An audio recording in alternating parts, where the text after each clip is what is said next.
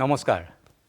DD অসমৰ সমূহ দৰ্শকবৃন্দক সাদৰ সম্ভাষণ জনাই আজি আমাৰ এই বিশেষ অনুষ্ঠানলৈ মই ডক্টৰ নৱজ্যোতি দাসে আপোনালোক আটাইকে আদৰণি জনাইছোঁ। প্ৰাক ঐতিহাসিক যুগৰ পৰাই মানুহে জ্ঞানৰ চৰ্চা, জ্ঞানৰ লিপিবদ্ধকৰণ, ইয়াৰ বিতৰণ আৰু সম্প্ৰসাৰণ কৰি আহিছে। এই জ্ঞানৰ লিপিবদ্ধকৰণ আৰু জ্ঞানৰ চৰ্চাৰ আটাইতকৈ জনপ্ৰিয় মাধ্যম হৈছে গ্ৰন্থ। গ্ৰন্থ হৈছে জ্ঞানৰ আকৰ আৰু গ্ৰন্থাগাৰ হৈছে এই আকৰৰ খনি। এটা সময়ত গ্ৰন্থাগাৰ আছিল কেৱল কিতাপৰ ভাণ্ডাৰ, কিন্তু আজিৰ ডিজিটেল যুগত গ্ৰন্থাগাৰৰ ধাৰণাটো সম্পূৰ্ণৰূপে সলনি হৈছে। প্ৰিয় দৰ্শক, আজি আমি আপোনালোকৰ মাজলৈ আহিছোঁ এই গ্ৰন্থাগাৰ আৰু গ্ৰন্থৰ বিষয়ে আলোচনা কৰিবলৈ। আপোনালোক সকলোৱে জানে যে 12 আগষ্টৰ দিনটো গোটেই ভাৰতবৰ্ষতে ৰাষ্ট্ৰীয় গ্ৰন্থাগাৰিক দিৱস হিচাপে পালন কৰা হয়। এই গ্ৰন্থাগাৰিক দিৱসৰ লগত সংগতি ৰাখি আজি আমাৰ আলোচনাৰ বিষয় লোৱা হৈছে শিক্ষা ব্যৱস্থা আৰু সমাজৰ প্ৰগতিত গ্ৰন্থাগাৰৰ ভূমিকা।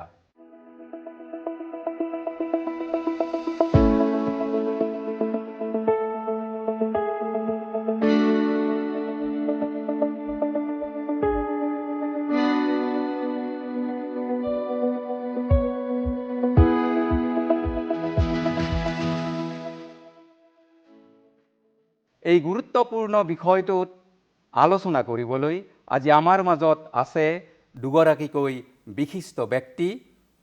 প্ৰথমে মই আদৰণি জনাইছোঁ গুৱাহাটী বিশ্ববিদ্যালয়ৰ গ্ৰন্থাগাৰ আৰু তথ্য বিজ্ঞান বিভাগৰ প্ৰাক্তন মুৰব্বী অধ্যাপিকা প্ৰফেচাৰ ডক্টৰ অলকা বুঢ়াগোহাঁই বাইদেউ, আপোনাক স্বাগতম জনাইছোঁ। আমি আদৰণি জনাইছোঁ আন এগৰাকী সমল ব্যক্তি দক্ষিণ কামৰূপ ছোৱালী মহাবিদ্যালয়ৰ গ্ৰন্থাগাৰিক ডক্টৰ কিশোৰ শৰ্মা, আপোনাক আদৰণি জনাইছোঁ। এতিয়া আমি আলোচনালৈ আগবাঢ়িছোঁ। প্ৰথমতে মই বাইদেউলৈ আহিছোঁ। বাইদেউ, আমি জনাত আপুনি 1954 চনতে আপুনি উচ্চ শিক্ষাৰ যিটো আপোনাৰ জীৱনৰ প্ৰক্ৰিয়া সেইটো আৰম্ভ কৰিছিলে আৰু 1952 চনত আপুনি গুৱাহাটীৰ সন্দিকৈ ছোৱালী মহাবিদ্যালয়ত IA পাঠ্যক্ৰমত নামভৰ্তি কৰিছিলে। তাৰপিছত BA আপুনি সেই একেখন মহাবিদ্যালয়ৰ পৰা কৰিলে। আকৌ আপুনি দিল্লী বিশ্ববিদ্যালয়ৰ মিৰাণ্ডা হাউচত MA কৰিলে। তাৰপিছত গ্ৰন্থাগাৰ আৰু তথ্য বিজ্ঞান বিভাগত আপুনি আপোনাৰ পাঠ্যক্ৰম কৰিলে আৰু পৰৱৰ্তী পৰ্যায়ত আপুনি আনকি বিশ্ববিদ্যালয় অনুদান আয়োগৰ সাংস্কৃতিক বিনিময় যিটো অনুষ্ঠান সেই তাৰ অধীনত আপুনি UK লৈকে গ'ল। এই আপোনাৰ জীৱনৰ যি শিক্ষা আৰু কৰ্মৰ যি এটা দীঘল পৰিক্ৰমা, এই পৰিক্ৰমাটোত আপুনি নিশ্চয় বিভিন্ন গ্ৰন্থাগাৰ ব্যৱহাৰ কৰিছে।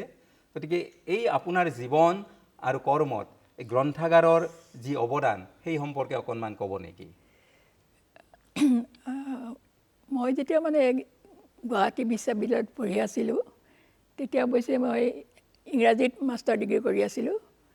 তাৰপিছতে মোৰ সেইখিনি সময়তে দেউতা ঢুকাইছিল। ঢুকোৱাৰ কাৰণে মই অসুস্থ হৈ পৰিছিলোঁ। পৰাত মই শ্বিলঙলৈ গ'লোঁ। শ্বিলঙলৈ যাওঁতে তাতে ঊষা ভট্টাচাৰ্যী, প্ৰিন্সিপাল ঊষা ভট্টাচাৰ্যী লেডিকেনি কলেজৰ, তেখেতে মোক লগ পাই পেলাই ক'লে যে তুমি আহা, মোৰ লাইব্ৰেৰীতে অকণমান কাম কৰি দিয়া। তাৰপিছতে মই লাইব্ৰেৰীত যেতিয়া সোমালোঁ, মোৰ খুব ভাল লাগিলে কিতাপ পত্ৰবোৰ দেখি। তাৰপিছত ছোৱালীবিলাকৰ লগত কথা বতৰা পাতি তেওঁলোকক কিতাপ পত্ৰ দি বেছ মই এটা আনন্দ অনুভৱ কৰিলোঁ। আৰু সেইখিনি সময়তে তাতে প্ৰফেচৰ পাণিগ্ৰাহী বুলি এগৰাকী শিক্ষক আছিলে। তেখেতে মোক খুব মটিভেট কৰিছিল যে লাইব্ৰেৰী বিষয়টো খুব প্ৰয়োজনীয় বিষয় এটা আৰু এইটোত পঢ়া শুনা কৰিব লাগে, আৰু লাইব্ৰেৰীটো যদি ভাল নহয় তেতিয়াহ'লে আমাৰ গোটেই শিক্ষা ব্যৱস্থাটো ধ্বংস হৈ যাব, এনেকুৱা ধৰণৰ কথা এটা কৈছিলে। ঠিক সেইখিনি সময়তে আকৌ মোক দৰং কলেজৰ পৰা টিউটৰ হিচাপে মাতিলে। তাৰপিছত তাত থাকিবলৈ হোষ্টেল নাছিল, তেওঁলোকে খালি ভাড়া ঘৰ এটা ঠিক কৰি দিলে। কিন্তু মোৰ ঘৰৰ পৰিয়ালৰ মানুহে মানে যাবলৈ মানে দিবলৈ ইচ্ছা নকৰিলে তালৈ সেইকাৰণে মই তেতিয়া ক'লোঁ যে মইতো লাইব্ৰেৰী চায়েন্সেই মই পঢ়িম তেতিয়াহ'লে সেই বুলি পেলাই মই সেইখিনি সময়ৰ অসমৰ চিফ মিনিষ্টাৰ আছিলে হেৰি আমাৰ চলিহা বিমলা প্ৰসাদ চলিহা তেখেতৰ ওচৰলৈ গ'লোঁ তেখেতে মোক ষ্টাইপেণ্ড এটা দিলে তাৰপিছত মই লগে লগেই মই দিল্লীত পালোঁগৈ দিল্লীত তেতিয়া মিৰাণ্ডা হাউচত আছিলোঁ তাৰপিছতে এবছৰ ডিপ্ল'মা কৰিলোঁ ডিপ্ল'মা কৰি পেলাই তাতে মোক USIS লাইব্ৰেৰীলৈ পঠিয়াইছিল কিন্তু মই নাযাওঁ বুলি ক'লোঁ যে মই ঘৰতহে কাম কৰিম মানে ঘৰ মানে মোৰ নিজৰ দেশত অসমলৈ মই উভতি যাম আপুনি অসমত কাম কৰিম এনেকৈ ভাবি পেলাই মই অসমলৈ গুচি আহিলোঁ আহি প্ৰথম এনেই এখন স্কুলত জইন কৰিছিলোঁ ইংৰাজী পঢ়ুৱাবলৈ তাৰপিছতে যেতিয়া বিশ্ববিদ্যালয়ৰ চাকৰি খালী হ'ল তেতিয়া মই তাত গ'লোঁ এজ এ ক্লাছিফায়াৰ তাৰপিছতে তাতে ষ্টেট লাইব্ৰেৰীয়ান পোষ্ট এটা আছিলে সেইকাৰণে মই ভাবিলোঁ যে তাতে সোমাম আৰু কিন্তু সেইটো নহ'লগৈ নোহোৱাৰ পাছত মই কিবা এটা ক'ব নোৱাৰোঁ মোৰ কিবা এটা ভাল নলগা হ'ল কাম কৰি তাৰ মানে পৰিৱেশত বা যি নহওক আৰু কেতিয়াবা ভাল নালাগে তেনেকুৱা বেলেগ কথা যদিও মই লাইব্ৰেৰীটো খুব ভাল পাইছিলোঁ খুব মানে বাইদেউ গ্ৰন্থাগাৰ বিজ্ঞান বিভাগত কেতিয়া আহিলে পঢ়িব মই সেই তাকে ক'ব খুজিছোঁ তেতিয়া মই আকৌ মানে ইংৰাজীত মই পৰীক্ষা দিলোঁ দি পেলাই মই আঁতৰি যাম বুলি ভাবিলোঁ কিন্তু সেইখিনি সময়তে সেই গুৱাহাটী বিশ্ববিদ্যালয়ৰ এসময়ৰ মানে হেৰি ভাইচ চেঞ্চেলৰ ডক্টৰ বৰুৱা কি আছিল ডক্টৰ বৰুৱা নামটো পাহৰি গৈছোঁ তেখেতে মোক ক'লে যে তুমি গ্ৰন্থাগাৰ বিজ্ঞানতে থাকিবা নে তোমাৰ ছাবজেক্টলৈ উভতি যাবা তুমি ৰাতিটোৰ ভিতৰতে চিন্তা কৰা তেতিয়া মই সেইদিনাখন সঁচাকৈ ৰাতিটোৰ ভিতৰতে চিন্তা কৰি পিছদিনাখন ভাবিলোঁ যে মই যদি মানে ইংৰাজীলৈ নাযাওঁ ইংৰাজীত বহুত মানুহ আহিব কিন্তু গ্ৰন্থাগাৰটো সেইখিনি সময়ত গ্ৰন্থাগাৰিকসকলৰ অৱস্থাটো বহুত বেয়া আছিলে তেওঁলোকৰ পে স্কেল তেওঁলোকৰ মানে তেনেকুৱা মানে প্ৰতিষ্ঠিত নাছিল মই ভাবিলোঁ যে মই যদি এইটোত যাওঁ তেতিয়াহ'লে মই কিবা এটা কাম কৰিব পাৰিম সেই বুলি পেলাই মই তেতিয়া গুৱাহাটী বিশ্ববিদ্যালয়ত লাইব্ৰেৰী চায়েন্স আৰম্ভ কৰিলে মই তেতিয়া লাইব্ৰেৰী চায়েন্সত লেকচাৰ হিচাপে জইন কৰিলোঁ তেনেকৈ মোৰ আৰম্ভ হ'ল আৰু তাৰপিছত ৰিডাৰশ্বিপ যেতিয়া পালোঁ তেতিয়া মই গোটেইখিনি চেঞ্জ কৰি পেলালোঁ তাৰমানে এইটো এটা আগতে ডিপাৰ্টমেণ্টটো পাৰ্ট টাইম ডিপাৰ্টমেণ্ট এটা আছিলে ইভিনিং ক'ৰ্ছ এটা আছিল মই সেইটো ফুল টাইম কৰিলোঁ তাৰপিছতে তাৰ ক'ৰ্ছবিলাকো বদলাই library and information science information টেকন'লজিটো আমি আৰম্ভ কৰিলোঁ আৰু লাইব্ৰেৰী চায়েন্স যিটো আছিলে তাৰ লগত ইনফৰমেশ্যন টেকন'লজিটো আপোনাৰ দিনত আৰম্ভ কৰিলে মোৰ দিনতে গোটেই ইণ্ডিয়াতে হৈছিলে আচলতে এখন US হেৰি এখন ইণ্টাৰনেশ্যনেল কনফাৰেঞ্চ হৈছিলে তাত মানে মোক ক'লে যে তুমি পেপাৰ এখন দিবা মই পেপাৰখন যেতিয়া দিলোঁ যে মানে হেৰি বুলি পেলাই যে ইনফৰমেশ্যন টেকন'লজি ইন নিড বেছ LIS কাৰিকুলাম ইন ইণ্ডিয়া খুব আপত্তি কৰিছিলে আমাৰ ভাৰতৰ পৰা তাৰপিছতে পাকিস্তান বাংলাদেশ এই মেম্বাৰবিলাকে কিন্তু আমেৰিকান আৰু ব্ৰিটিছ মানে সদস্যসকলে তেওঁলোকে মোক ছাপোৰ্ট কৰিলে আৰু আমাৰ প্ৰেছিডেণ্টেও ছাপোৰ্ট কৰিলে গতিকে সেইটো ইউজিচিয়ে গ্ৰহণ কৰিলে আৰু তাৰ পাছৰ বছৰতে ইউজিচিয়ে গোটেইবিলাক বিশ্ববিদ্যালয়ত মানে হেৰি দিলে যে এইখন পেপাৰ অল্টাৰনেটিভ হিচাপে ল'ব পাৰে ফুল পেপাৰ হিচাপে তেনেকৈ আৰম্ভ কৰিলোঁ এতিয়া আমি আহিছোঁ ডক্টৰ কিশোৰ শৰ্মালৈ আপুনি এতিয়া মিৰ্জাৰ দক্ষিণ কামৰূপ ছোৱালী মহাবিদ্যালয়ৰ গ্ৰন্থাগাৰিক হিচাপে কাম কৰি আছে যিহেতুকে আজিৰ আমাৰ এই অনুষ্ঠানটো বিশেষকৈ ৰাষ্ট্ৰীয় গ্ৰন্থাগাৰিক দিৱসৰ লগত সংগতি ৰাখি আয়োজন কৰা হৈছে আপুনি এই গ্ৰন্থাগাৰিক দিৱসৰ তাৎপৰ্য সম্পৰ্কে অকণমান ক'ব নেকি হয় আচলতে প্ৰতি বছৰে আমি ভাৰতবৰ্ষত 12 আগষ্টৰ দিনটো গ্ৰন্থাগাৰিক দিৱস হিচাপে পালন কৰি আহিছোঁ আৰু আমাৰ ভাৰতবৰ্ষৰ গ্ৰন্থাগাৰ বিজ্ঞানৰ পিতৃপুৰুষ বুলি আমি কওঁ ডক্টৰ SR ৰংগনাথনক আৰু তেখেতৰ সম্পূৰ্ণ নামটো আছিলে চিয়ালী ৰামামৃত ৰংগনাথন আৰু তেখেতৰ জন্ম হৈছিলে 1892 চনৰ 9 আগষ্ট তাৰিখে তামিলনাডুৰ চিয়ালী নামৰ গাঁওখনত আৰু তেখেতে আছিল একমাত্ৰ ভাৰতীয় ব্যক্তি যি গ্ৰন্থাগাৰ বিজ্ঞানৰ ব্যাপক উন্নতি কৰি গোটেই বিশ্বতে খ্যাতি লাভ কৰিব পাৰিছিল আচলতে এই প্ৰথম অৱস্থাত তেখেত মাদ্ৰাজৰ চৰকাৰী এখন কলেজত গণিত বিষয়ৰ সেই সময়ৰ প্ৰবক্তা বুলি কৈছিলে প্ৰবক্তা আছিলে তাৰপিছত তেখেতে মাদ্ৰাজ বিশ্ববিদ্যালয়ত প্ৰথমে গ্ৰন্থাগাৰিক হিচাপে নিযুক্তি লাভ কৰে। তাৰপিছত তেখেতে বেনাৰস হিন্দু বিশ্ববিদ্যালয়ৰ সেই সময়ৰ উপাচাৰ্য ডক্টৰ সৰ্বেপল্লী ৰাধাকৃষ্ণনৰ আমন্ত্ৰণক্ৰমে বেনাৰস হিন্দু বিশ্ববিদ্যালয়ত গ্ৰন্থাগাৰিক হিচাপে যোগদান কৰে।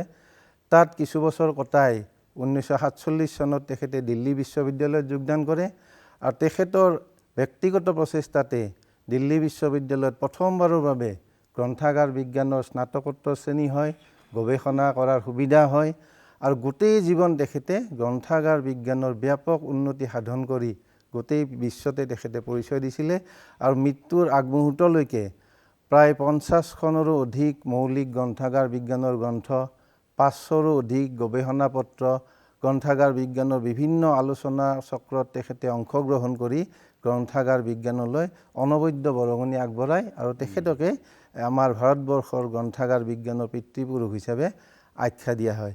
আৰু সম্ভৱতঃ 1992 চনমানৰ পৰা আমাৰ 12 আগষ্টৰ দিনটোত আমি গ্ৰন্থাগাৰিক দিৱস হিচাপে পালন কৰি আহিছোঁ।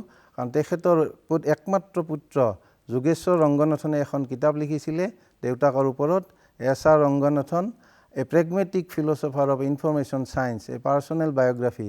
আৰু তাত তেখেতে উল্লেখ কৰিছে যে 1992 চন যিটো তেখেতৰ জন্ম শতবৰ্ষ আছিলে, সেই সময়ত ভাৰত চৰকাৰে ৰংগনাথনৰ স্মৃতিত এটা ডাক টিকট মুকলি কৰিছিল আৰু সেই সময়তে 12 আগষ্টৰ দিনটোত লাইব্ৰেৰী ডে হিচাপে পালন কৰাৰ দিহা কৰা হৈছিল বুলি তেখেতে উল্লেখ কৰিছে। আৰু তেতিয়াৰ পৰাই আমি সেই তথ্যৰ ভিত্তিত ক'ব পাৰোঁ যে 12 আগষ্টটোতে আমাৰ সমগ্ৰ ভাৰতবৰ্ষত প্ৰতি বছৰে গ্ৰন্থাগাৰিক দিৱস হিচাপে পালন কৰা হয়।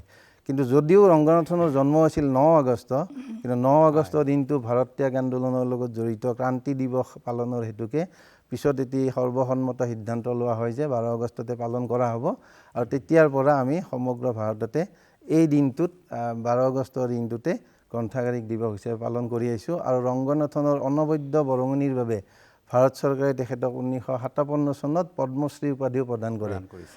এইগৰাকী মহান ব্যক্তিৰ মৃত্যু হৈছিলে 1972 চনৰ 27 ছেপ্টেম্বৰত। আৰু কৈছোঁৱে মই যে তেখেতে আছিল একমাত্ৰ ভাৰতীয় ব্যক্তি যি নিজ প্ৰতিভাৰে গ্ৰন্থাগাৰ বিজ্ঞানৰ ব্যাপক উন্নতি কৰি গোটেই বিশ্বত চিনাকি দিব পাৰিছিল। আৰু এয়ে আমাৰ গ্ৰন্থাগাৰিক দিৱসৰ চমুকৈ তাৎপৰ্য এইখিনিয়ে। ধন্যবাদ শৰ্মা। এতিয়া মই বাইদেউলৈ আহিছোঁ। বাইদেউ, আপুনি সুদীৰ্ঘ সময় গুৱাহাটী বিশ্ববিদ্যালয়ত অধ্যাপক হিচাপে কাম কৰিছে। গতিকে এগৰাকী শিক্ষাবিদ হিচাপে বা আপুনি উচ্চ শিক্ষা অনুষ্ঠানত জড়িত ব্যক্তি হিচাপে বা আপুনি বিভিন্ন সামাজিক অনুষ্ঠানতো ওতঃপ্ৰোতভাৱে জড়িত হৈ আছে, এনেধৰণৰ অভিজ্ঞতাৰ ফালৰ পৰা এতিয়া আমি আপোনাৰ পৰা এটা কথা জানিব বিচাৰিছোঁ যে বৰ্তমানৰ আধুনিক শিক্ষা ব্যৱস্থাত মানে গ্ৰন্থাগাৰৰ মানে কৰণীয় কি ধৰণৰ বা গ্ৰন্থাগাৰে কেনেধৰণে প্ৰভাৱ পেলাব পাৰে, এই সম্পৰ্কে অকণমান ক'ব নেকি? তাৰমানে গ্ৰন্থাগাৰ নহ'লে আচলতে শিক্ষা সম্পূৰ্ণ কেতিয়াও হ'ব নোৱাৰে। তাৰমানে আজি হৈছে কি জ্ঞানৰ যুগ, জ্ঞান মানে আগবাঢ়ি বাঢ়ি গৈ আছে। গতিকে সেইখিনি জানিবৰ কাৰণে ইতিমধ্যে সেই সম্পৰ্কে কি কি প্ৰকাশ হৈছে সেইখিনি জানিবই লাগিব। আৰু সেইখিনি মাত্ৰ তোমাক এটা গ্ৰন্থাগাৰে দিব পাৰে। কাৰণ আজি গ্ৰন্থাগাৰবিলাক কেৱল কিতাপ পত্ৰ এটা সমষ্টি নহয়, ই এটা ইনফৰমেশ্যন টেকন'লজি আহি পেলাই গোটেই পৃথিৱীৰ লগত জড়িত হৈ থাকে। এটা ভাল যদি গ্ৰন্থাগাৰ বিশ্ববিদ্যালয়ৰ বা অন্য ধৰণৰ এটা যদি গ্ৰন্থাগাৰ থাকে, সি গোটেই বিশ্বৰ লগতে জড়িত। গতিকে গোটেই বিশ্বত সেই বিষয়ত কি কি বস্তু আছে লগে লগে লৈ আনিব পাৰে ডিজিটেল পদ্ধতিৰে। আৰু তেতিয়া তুমি পোৱাৰ পিছত, কাৰণ কিবা এটা বস্তু পালেহে আমি তাৰ ওপৰত কিবা এটা কৰিব পাৰোঁ, কিবা এটা চিন্তা কৰিব পাৰোঁ। সেইকাৰণে সেই হিচাপত গ্ৰন্থাগাৰ নহ'লে আমাৰ আজিৰ যিটো মানে কি বুলি ক'ম, মানে তথ্যৰ যুগ, আজি তথ্য সমৃদ্ধৰ যুগ। আৰু আমি এখন দেশৰ যেতিয়া মানে নতুন তথ্য যিখন দেশে পায় সেইখন দেশে আটাইতকৈ বেছি উন্নত বুলি স্বীকাৰ কৰিছে আজিৰ দিনত। নিউক্লিয়াৰ ফিজিক্সৰ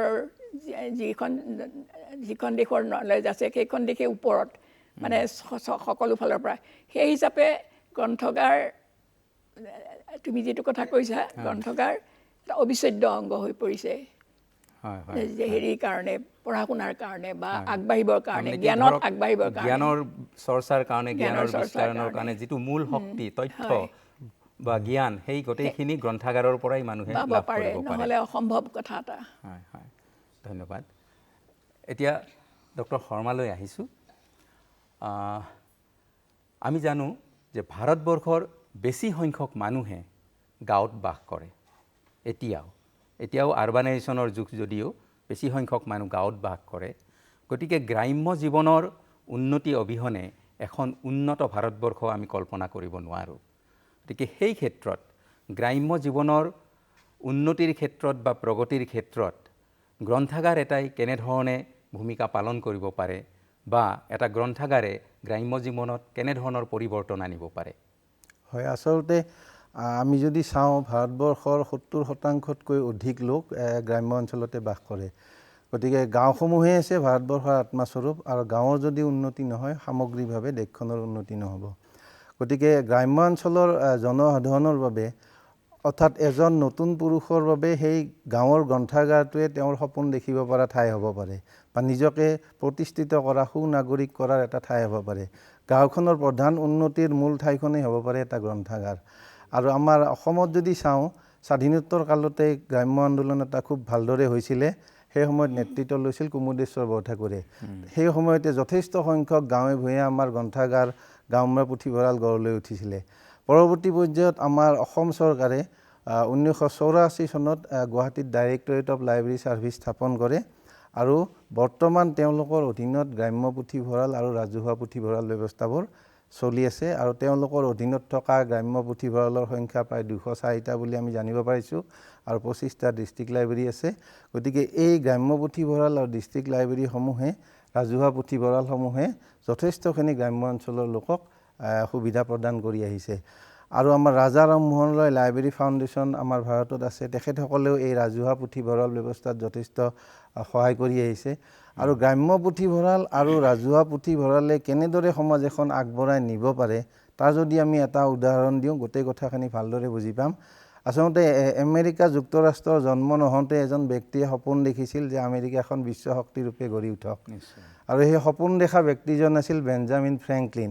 তেখেতে এই যে আমেৰিকাক বিশ্ব শক্তি কৰাৰ সপোন দেখিছিল, প্ৰথম কামটোৱে কৰিছিল ৰাজহুৱা পুথিভঁৰাল স্থাপন কৰি 1731 চনত ফিলাডেলফিয়াত এটি ৰাইজৰ দান বৰঙণিৰে ৰাজহুৱা পুথিভঁৰাল বনাইছিলে, আৰু সেইটোৰ আৰ্হিত আমেৰিকাৰ বিভিন্ন ঠাইত ৰাজহুৱা পুথিভঁৰালবোৰ গঢ় লৈ উঠিছিল। আৰু সেই যিটো বিশ্ব শক্তি কৰাৰ সপোন আজি কিন্তু সাৰ্থক হৈছে। গতিকে এই উদাহৰণটোৱে আমি গম পাওঁ যে গ্ৰাম্য অঞ্চলত বা ৰাজহুৱা পুথিভঁৰালবিলাকৰ গুৰুত্ব কিমান সমাজ এখনত আগবঢ়াই নিয়াত। গতিকে এই উদাহৰণটোৱে মই ভাবোঁ যথেষ্ট, গ্ৰাম্য অঞ্চলৰ বা ৰাজহুৱা পুথিভঁৰালৰ যিটো সমাজৰ প্ৰতি থকা ভূমিকা সেইটো যথেষ্ট। ধন্যবাদ। এতিয়া আমি বাইদেউলৈ আহিছোঁ। বাইদেউ, আজি যুগে যুগে সমাজ, সংস্কৃতি আৰু সভ্যতাৰ উত্তৰণ ঘটি আহিছে।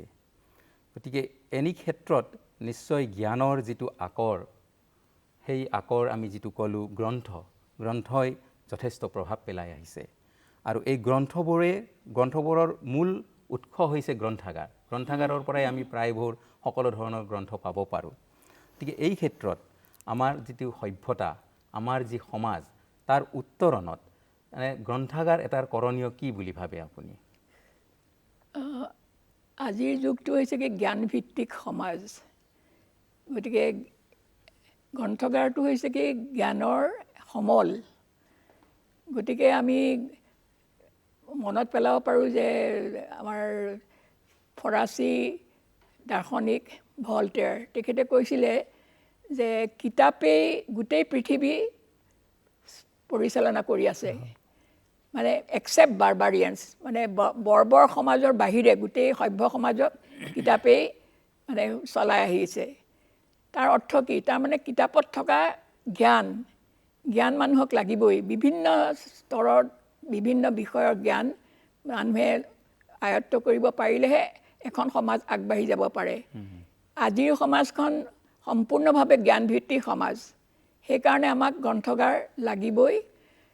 এইখিনিতে এটা এক্সাম্পল দিব পাৰোঁ যে স্কটলেণ্ডত মানে সাধাৰণতে দেখা যায় যে তাত বহুত লাইব্ৰেৰী আছে, আৰু আনফালে আমাৰ এই মিডল ইষ্টৰ খুব ধনী দেশখন যে নামটো পাহৰিছোঁ এতিয়া, তাত তেওঁলোক বহুত বেছি ধনী, কিন্তু লাইব্ৰেৰী তেনেকৈ নাই আৰু সেইকাৰণে তাৰ মানুহে কোনেও নবেল প্ৰাইজ পাব পৰা নাই কিন্তু স্কটলেণ্ডত কেইবাজনেও ইতিমধ্যে নবেল পুৰস্কাৰ পাইছে সেইটোৱে প্ৰমাণ কৰে যে গ্ৰন্থগাৰে মানুহক কিমানখিনি জ্ঞান দিয়ে আৰু কিমান আগবাঢ়ি যাবলৈ উদগনি দিব পাৰে সেইধৰণে আমি বিচাৰ কৰিব পাৰোঁ গ্ৰন্থগাৰটো লাগিবই আজিৰ দিনত হয় এতিয়া ডক্টৰ শৰ্মা আপোনাক এটা কথা সুধিব বিচাৰিছোঁ ইতিমধ্যে আমি উল্লেখ কৰিছোঁ যে আপুনি ইতিমধ্যে এটা সুদীৰ্ঘ সময় মহাবিদ্যালয়ৰ গ্ৰন্থাগাৰিক হিচাপে আপুনি কাম কৰি আহিছে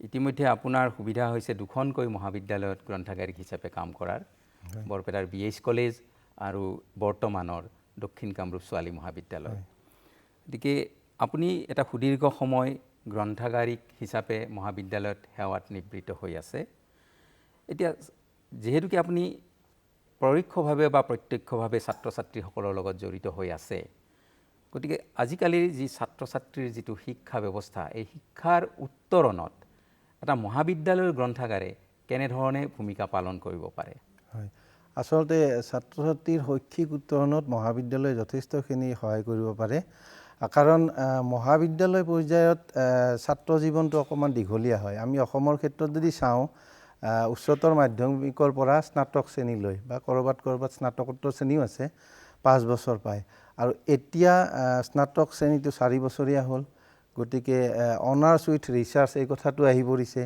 গতিকে আজিৰ ছাত্ৰ ছাত্ৰীসকলে তেওঁলোকৰ গৱেষণা পদ্ধতি ডিচাৰ্টেশ্যন এছাইনমেণ্ট ছেমিনাৰ এইবিলাক কৰিবই লাগিব গতিকে এইবিলাকৰ কাৰণে উত্তম স্থানটোৱে হৈছে আচলতে মহাবিদ্যালয়খনৰ গ্ৰন্থাগাৰটো আৰু আমি অসমৰ মহাবিদ্যালয়সমূহ যদি বিশেষকৈ চাওঁ তাত দেখোঁ বহু মহাবিদ্যালয়ত বিশেষ সংগ্ৰহ যিটো আমি ইংৰাজীত স্পেচিয়েল কালেকশ্যন বুলি কওঁ স্পেচিয়েল কালেকশ্যন কিছুমান আছে ধৰি লওক উদাহৰণস্বৰূপে ক'ব পাৰোঁ সুধাকণ্ঠ ডক্টৰ ভূপেন হাজৰিকা সংগ্ৰহ মামণি ৰয়ছম গোস্বামী সংগ্ৰহ মহাপুৰুষ শ্ৰীমন্ত শংকৰদেৱ বিষয়ক গ্ৰন্থৰ সংগ্ৰহ মাজুলী বিষয়ক গ্ৰন্থৰ সংগ্ৰহ বা অসম প্ৰকাশন পৰিষদৰ গ্ৰন্থৰ সংগ্ৰহ এই যে বিশেষ কিছুমান সংগ্ৰহ বা স্পেচিয়েল কালেকশ্যন মহাবিদ্যালয় গ্ৰন্থাগাৰসমূহত আছে এইবিলাকে ছাত্ৰ ছাত্ৰীৰ শৈক্ষিক উত্তৰণত যথেষ্ট প্ৰভাৱ পেলায় আৰু এইবিলাক ভৱিষ্যত ছাত্ৰ ছাত্ৰীৰ বাবে পথ প্ৰদৰ্শক হৈ থাকিব তাৰোপৰি আমাৰ অসমৰ বহু মহাবিদ্যালয়ত আছে য'ত প্ৰতিযোগিতামূলক পৰীক্ষাৰ সংগ্ৰহ আছে অকল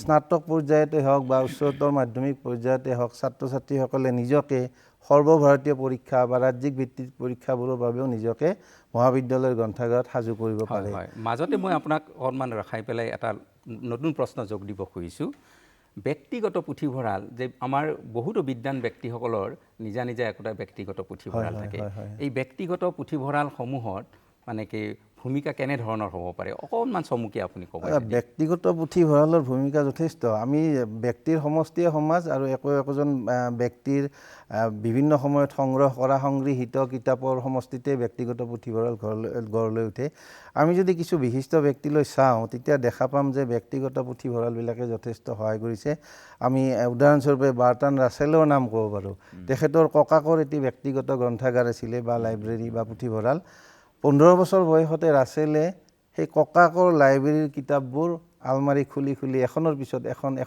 এখন পঢ়ি গৈছিলে সেইজনে পিছলৈ বিশ্ববিখ্যাত দাৰ্শনিক বা গণিতজ্ঞ বা তেখেতে নোবেল পাইছিলে আকৌ সাহিত্যৰ 1950 চনত আমি ভাৰতৰ ক্ষেত্ৰত যদি চাওঁ প্ৰাক্তন ৰাষ্ট্ৰপতি APJ আব্দুল কালাম ল'ৰালি কালত তেখেতৰ যিটো জন্মস্থান তাত এজন ব্যক্তিৰ ASTR মানিকম বোধকৰো নামটো তেখেতৰ আছিলে তেখেতৰ এটা ঘৰত ব্যক্তিগত পুথিভঁৰাল আছিলে কালামে সঘনাই সেই লাইব্ৰেৰীটোলৈ গৈছিলে আৰু সেই ব্যক্তিগৰাকীও তেখেতক কালামক ল'ৰালি কালতে উৎসাহ যোগাইছিল আমাৰ সময় মোটামুটি শেষ হৈ আহিছে আমি অনুষ্ঠান সামৰিব লাগিব আপোনালোক দুয়োকে আমাৰ ষ্টুডিঅ'ৰ মজিয়ালৈ আহি ইমানখিনি সময় দিয়াৰ কাৰণে ধন্যবাদ প্ৰিয় দৰ্শক আজি আমাৰ অনুষ্ঠান সামৰিব লাগিব মূলতঃ আমি এইখিনি কথা গম পালোঁ যে গ্ৰন্থাগাৰ অকল কিতাপ বা তথ্য সংৰক্ষণৰ স্থান নহয় ই সভ্যতা সংস্কৃতি শিক্ষা আৰু জ্ঞান অন্বেষণৰ এক মূল কেন্দ্ৰ গতিকে আপোনালোক সকলোকে ধন্যবাদ জনাইছোঁ পুনৰ লগ পাম নতুন বিষয় লৈ নতুন অতিথিৰ সৈতে সেই সময়লৈকে আপোনালোক সুস্থ থাকক সবল থাকক পঢ়ক জানক আৰু গ্ৰন্থাগাৰৰ সৈতে জড়িত হৈ জ্ঞানৰ অন্বেষণ কৰক। ধন্যবাদ। নমস্কাৰ।